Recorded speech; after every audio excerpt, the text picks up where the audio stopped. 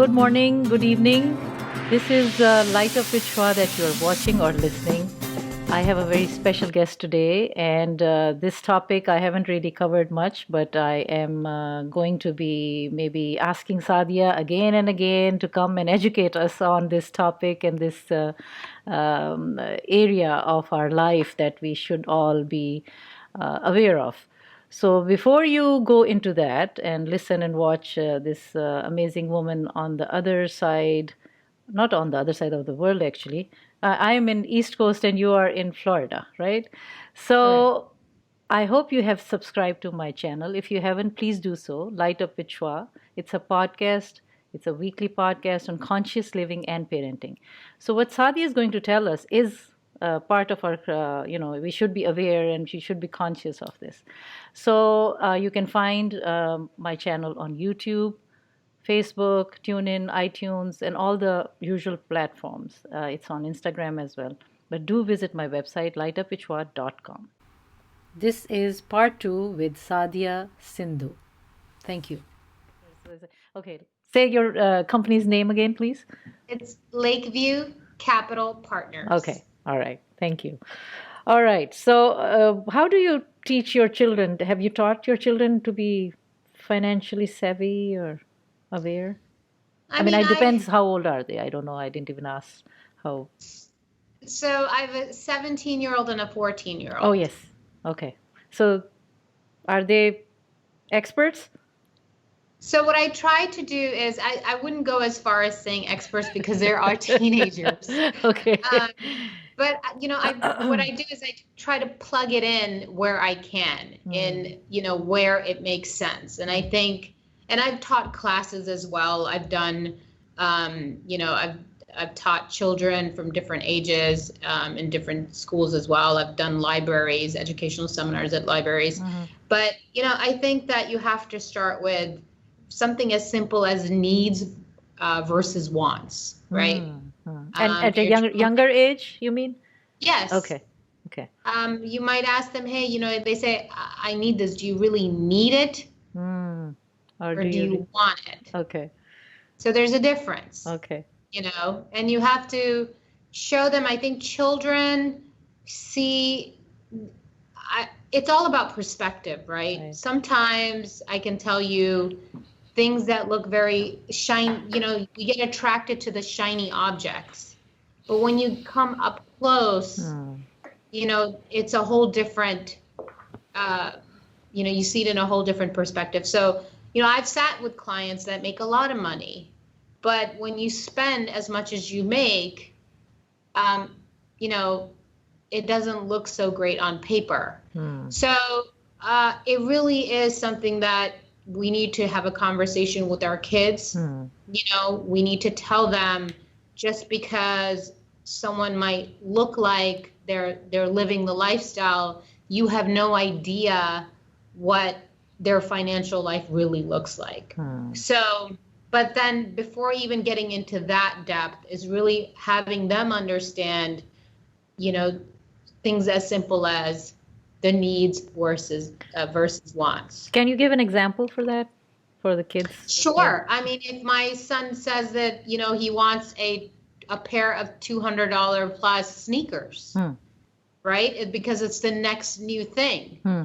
But he's got a fully functional pair of sneakers I just bought him maybe 2 months ago.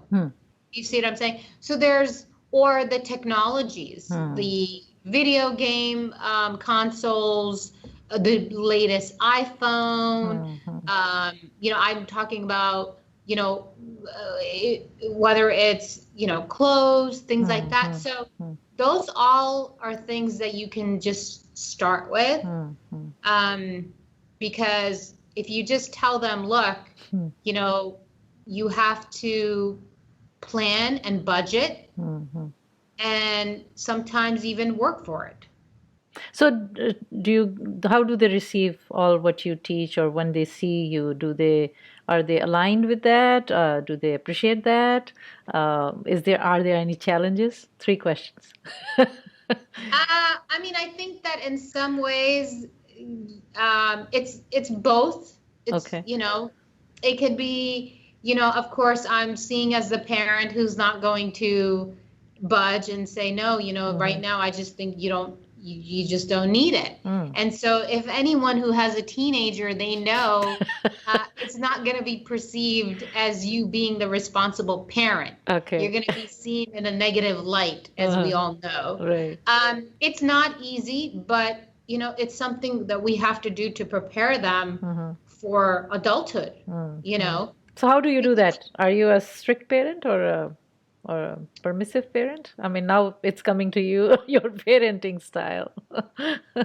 I think I can be strict when it's needed. I think that I try to make sure that they understand the value of money and that they understand, you have to work hard because if the new generation, I think, has this mindset of entitlement, right? They feel that they deserve it or it comes to them naturally. And sometimes we just have to, as a parent, take back in a kind way and say, these are the reasons why. I rather not just say no, but I rather come with an explanation. Whether they tune me out or not, I don't know. That's what it is. Well, I'm sure you know because you will see the results, right? Sometimes, Right. you will say, "Okay, all right, didn't I tell you?" Or what's all that. Right. So, is it a good idea to give them a budget from the very beginning, even when they're very little in elementary, starting with $5 or $2, and making them spend and let them have their money and say, okay, this is your money. How would you like to spend? I mean, that's what I'm thinking. Like people would think, okay, that doesn't matter. It's just $5. But I think that's how you get the sense of it. I did that with my children, and I am sure that you can have more to say on it. But what's a good age to start in your experience? Oh, very young. I think that the birthday money is a great example, right? Okay. They might get birthday money Right. from their grandparents, their aunts and uncles, even from myself. And what do you give them an option? Look, you can take this money and you can buy, I'll take you to the store and you can buy whatever you want. Or I can take this money and I can put it in the bank for you. Which one would you like to do? Oh, yeah, giving them the options or choices. And I've done Okay, that from the beginning. Okay, that's what I was trying to get from a person who is herself in it. Like, how do you manage and you have kids? So it's a good example. I think people should do that because there are extremes also that you're so, tight on money that kids like never had money, and once they have it, they just go crazy. And then the other side is that you don't even let them know, just whatever they say, you just give it to them, and that kind of imbalance. So I think it's more where I want to come to is it's more of a balance of parenting first. And that's how I also encourage parents to be aware of their spending habits. And I think I align with you in that we should encourage parents, both of the parents, to or adults in the house to pay attention to what are their spending habits, how do they manage, how do they save, what are the priorities, right? Priority must be the one of the biggest things you must be encountering in people's money management, right? I mean, you don't have money to eat, but you have money to buy a car or something of that nature. Correct. Does that happen? Okay, because I've heard about it. I don't know. Sure. Any extreme examples you have? It could be, where you have individuals that already have debt and then they make a very large purchase. Large purchase would be like what? Like a pickup truck they don't need, or an RV that they don't need. Okay. Oh, wow. Something of that nature. So how do you manage that? It's like you're a teacher, like all the time. Like, how do you Is it okay for you to tell them, like, you know what? I mean, do you really need this? That kind of thing? How do you go about it? Like, I mean, I think that I would, it's my job to be very straightforward. I mean, I think that's how I bring value, is by letting people know that, look, we're a team together. Okay. And if this is the goal that we're working towards, whatever that might be, that we have to kind of hold each other accountable. So I kind of set that expectation in the beginning. Anybody ever snubbed at you and said, "Who are you to tell me? Why are you telling me this?" No, I've never had that. Really? But not Oh, that they nice. haven't gone and bought what I've told them that they didn't need. Sure. Okay. Okay. All right. In the interest of time, I think I need to come to some of the questions that I really want to make sure that I get out of you. Um, so, what are the things that money can't buy? I know you are a wealth manager, and I'm sure you know. What are the things in your life? So, we've all heard of the saying that, money can't buy happiness. Okay. But I will tell you that what money can buy is, having opportunities, having options out there. And that in itself can weigh a lot, depending on who you are. That's true. Right? So we cannot equate money to happiness, but we can say that it will allow us to have options that we may not have if we don't have money. Very simply put. So I'm just suddenly curious, like, how do you value life or things? Is everything through the value of money? I mean, not necessarily that I'm saying that you're a materialistic person, not in that sense, but how do you value things then? You mean like material things? Okay, so like people have relationship with the money, right? I have heard some people say that no, everything is money. If you have money, then things are fine, and if you don't have money, then nothing is fine. What do you say to that statement? I mean, I can tell you that I've seen, people that make, are teachers, and they do very well because they manage their money well. Okay. And so sometimes you can have a little bit, and you could be so savvy and, wise in how you work with what you have. And then you have the other spectrum where you are in the top, 10%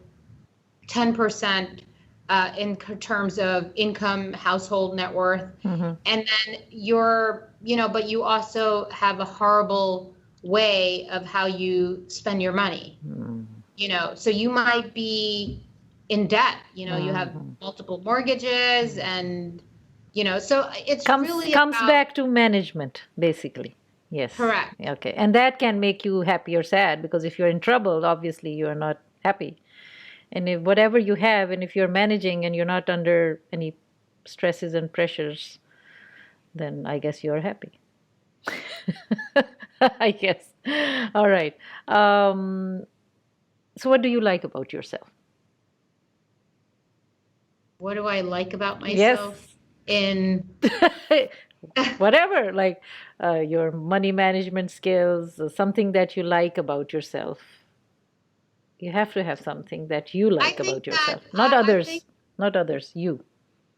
Well, I think that in my business, I think pretty much almost every aspect is, I think integrity is really important. Okay. Because when you are dealing with people and helping them when it comes to something that is, small, so important, and you're, part of this journey, integrity will play, a huge role, because I'm honest and I want to be able to tell them, if and I'm looking for their best interest when it comes to helping them. So is this also the view of other people that in your business and in your personal relations that they have found because of your work? Because I think you are very passionate about it, and it's like you really are educating others about it. And it's not about the money, it's about the management of your wealth, how little or more you have. Right. Right. So, so I'm sure people compliment you on that. I mean, the best thing for me is when, my clients are That's happy it. with Yeah. how I help them, and Yeah. then they tell others. Okay. Because, just like your show, you want to increase subscribers and you want to have more people tune in. With my case, it's where my client said, you know what, she's done a great job. She's helped us. We're going to tell our family, our friends. And that's a good feedback. That's the best you can get, That's right? the best feedback, Yeah, right? that's true. That's true. I'm coming to this conclusion that you are a therapist. Financial therapist, definitely. All right, that's good. I didn't realize that before till I talked to you about this aspect of your work, how much psychological it must be and emotional it can be, and all that, right? Right. It's so interesting. Um, so, how do you take care of yourself in terms of health and your emotional health and your mental health while you're doing so much? I mean, there is stress, obviously. There are good cases and some really depressing cases that come in front of you. I mean, I think that I try to exercise. Okay. I think exercising is good. I did exercise for, I would say, almost 30 minutes this morning. Excellent. Yeah. And so I try to Cardio do that. or what do you You do? know what? Today I did some weightlifting, Excellent, excellent. some light Yeah. weightlifting, not something Actually, serious. women should do that to keep their bones and, Right. yeah. So I've made just recently, I've added, like where I try to do weightlifting twice a week. And then I'll do bike rides. So this morning was debate between riding a bike or weightlifting. So the bike would have been a lot longer. So Okay. with time being limited, I did the 20, 30 minute of that. Okay. And then I think meditation is really good. Do you do that? Okay. That's good. Spirituality is really good, having a strong faith. And I think that eating healthy, which I'm really working towards, Okay. because as we get older, you can't eat the way you used to eat, because I love to eat, but yeah, so all those things, it's a definitely work in progress. Okay. Excellent. I'll have a good week and then I'll have not such a great week. So we have audience. We have a fit financial manager, a financial therapist. I'm going to put another title for you. Excellent, you. excellent. That's very good. So that's how do you unwind? Any other hobbies, activities that you like to do? I read. The nature of my business, I read the newspaper every day. I read, certain books. So I try to finish a book every 10, 15 days. Excellent. Yeah. So, reading is really important. It helps the mind. And I'm always looking for, different books to read. A lot of them, are related to my industry. Some of them are self-help, how to better myself, spirituality, mentally, business-wise. So excellent. I think those are all things that we have to constantly do for self-development. Excellent. Thank you. Good to know that. So you said you're happy with your work. Anything else you want to say before we move on the last leg of questions about some couple of things or whatever number you want, something good about your work and some challenging part of your work? I think that I'll tie that to like a message for your, viewers. I think for me, the challenge could be where, I think it's really important to have a plan in place. You know, I think that sometimes people wait too long, and you know, you might already have a portfolio, or you might just need a second opinion to have somebody give a second set of eyes, or you don't have a plan and you don't know where to start. You don't know where to begin, or you don't know what your options are. So, I'd love for you to share my contact information. Yes, I will be asking about that. Yes, yes. And then also for those that have already either, approached retirement, they might just need someone to help them figure out, or approaching retirement, once you are on fixed income, what is it that you will need to continue the lifestyle you have, right? If you are approaching retirement, well, what does retirement look like for you?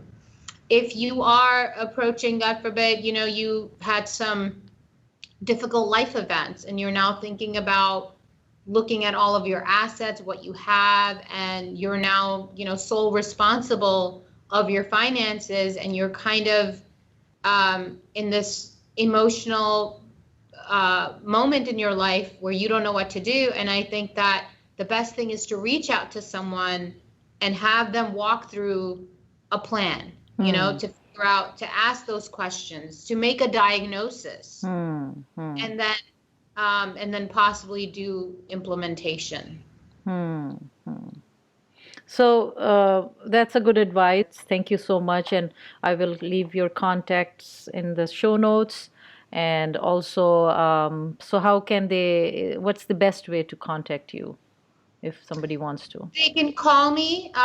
If you have my office number, they can call me. They can email me. Okay. Either way is the best and way. I think LinkedIn is a good connection. If people LinkedIn have, a lot. Yeah. Okay. I do. I look at LinkedIn every day. Okay. So email, phone, and LinkedIn. Okay. Correct. All right. So these are the ways they can connect to you. They can find more about you there as well. And of course, your information will be in the show notes. But so you take care of anybody in any place. Do you work internationally? We do as a firm. Yeah. We have clients that are outside of the U.S. Okay. And my licenses allow me to work pretty much anywhere within the United States as well. Okay. So I'm not limited to Florida. Oh, okay. All right. So you're presently in Florida, but you can work. Let's say somebody in Massachusetts wants to access you and have. Okay, so it's possible. That's Absolutely. Good. Excellent. So, any challenges? You didn't check. It seems like you don't have any challenges with your work. Challenges, I think, I would say the challenges would be where you have someone who, sometimes some people might say that they're not ready to, they think that they're not ready to move forward, or have, that they don't have a need to manage. The challenge could be is that way they feel they don't have a need. And sometimes to me, like, I'm not trying to convince you. I just lay out, I do a full financial review, and I kind of tell you where you are, where, to kind of see that if we took the following steps, where you would be, is where sometimes, and I think women do that a lot, where if they want to, they're not ready to move forward, or they're kind of restricted maybe somehow. Yeah, there's other factors that come into play.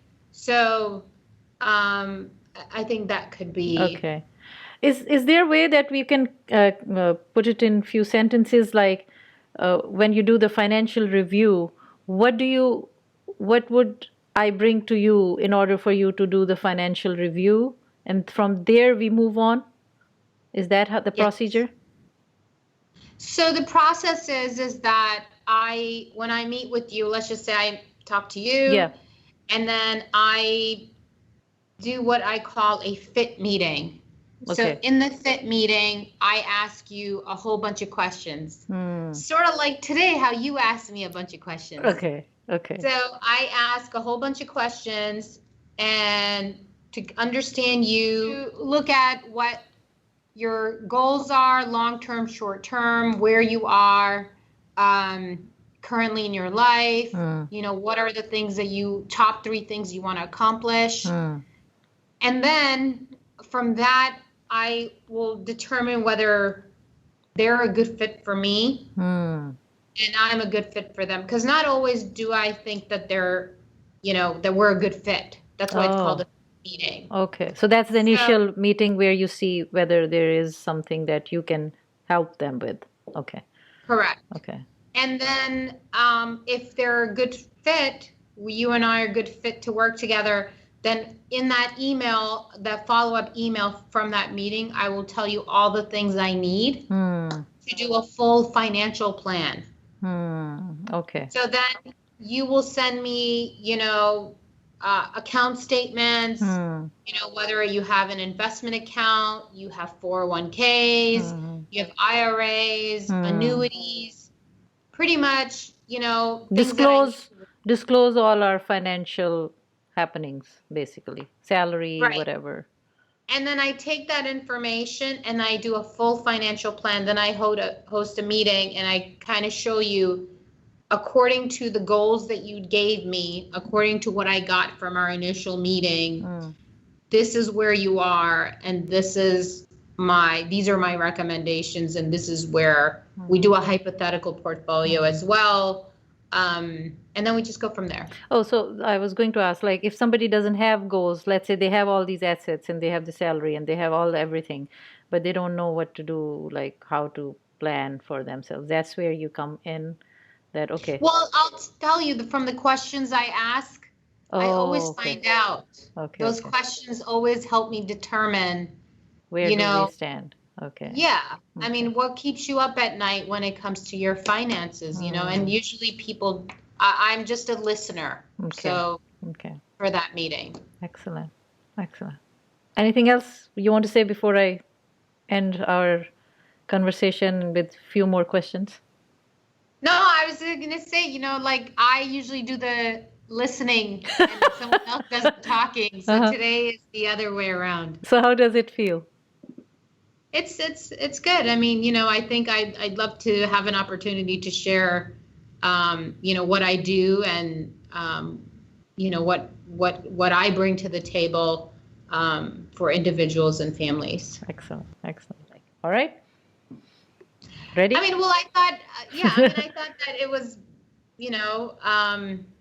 it was informal, and I like that. Okay. I told you before, it's not like I did any preparation for this call. So it was like, hey, I'm going to ask you some questions. Exactly. And so, excellent. Yeah, I mean, I enjoyed it. It was fun. Thank you. Thank you. All right. So what's the value of gratitude in your life? Gratitude. I mean, value, it's so important. I don't even think that, I think every day the fact that, I'm able to get up in the morning and have good health, and be fully functional, that is the number one gratitude for my day in the morning. And then everything else is a plus, good health for everybody in the family, spouse, kids, parents, siblings. That's number one, because without, health, you have nothing. So, and then all the other blessings that come after. Yeah. So health, your health, and then health of your finances. That's the message. Value of time. I'm sure you have a lot. What's the value of your time? How do you perceive time? Oh my gosh. I think the older we get, it's just, you just can't, I mean, time is just so valuable. And there's just not enough time in a day to get things done that we want to get done. And so, I take an example of just any parent who's raising children, you remember the time when they were babies and you're like, oh my God, when are they going to start walking? Yeah. When are they going to start talking? When are they going to go to school? And then with a blink of an eye, they're in, middle school, high school. And before you know it, you're thinking about, oh my God, they're going to be out of the house in this many years. So time is, it's something you can't get back, and you could, make do and make best of what you have right now. All right. Thank you.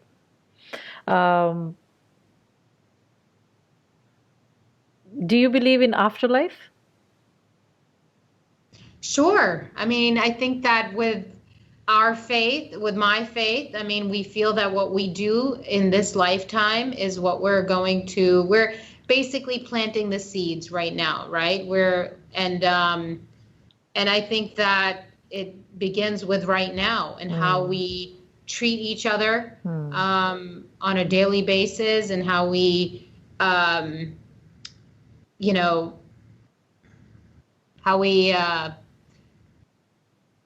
help one another, and pretty much it. Yeah. All right. So I guess you will be transferring to the next world and managing finances there as well. That would be good. I don't know about that.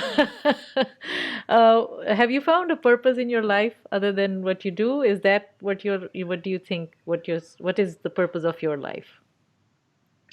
Oh, I think the purpose of my life is reaching out to as many people and helping them in any shape and form that I can, taking my knowledge, because I think that not many people who do what I do that look like me, right? Because like I said, this is a very male-dominated industry. So I come with, with my educational background, with my work experiences, and then understanding different cultures as well that make up, who I am in a unique way. So I think that, I think that brings a lot of value to different people in different ways. Excellent. Good. Any message of hope? Oh, hope? There's always hope. Oh my gosh. I'm a very optimistic person. So there's hope in every aspects of life. Okay. What works for somebody else doesn't have to work for you. I mean, that's so broad, right? Right. Sometimes people say, well, I'm starting over at this age, well, no, because this was the right time for you. Okay. Or sometimes people make it, big in a very young age. Well, that was the right time for them. So don't be too bothered about it. There is a time for everything. Yeah. And everybody is different. That's true. Thank you.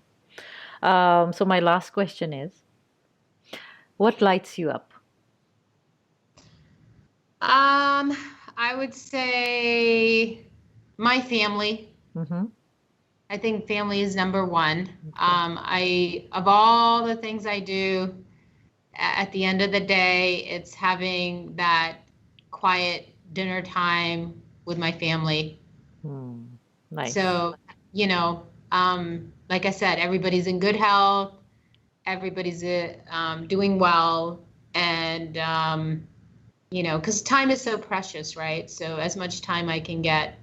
That's good. So I guess you have a good relationship. That's how would you describe with your kids, with your children? Yeah.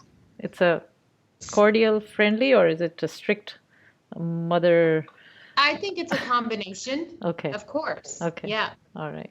Good. Well, I guess we will end it here. Thank you so much for your time, your questions. And of course, this is Sadia Sindhu, and she's a wealth manager with Lake View Capital Partners. Oh, I said it. And I'll leave her information in my show notes, and there will be contact information, and then you can connect directly with her if you need her. I think that she will be a good therapist. I bet you she will be. And you will be in good hands. Thank you, Sadia. Thank you, Shua. This was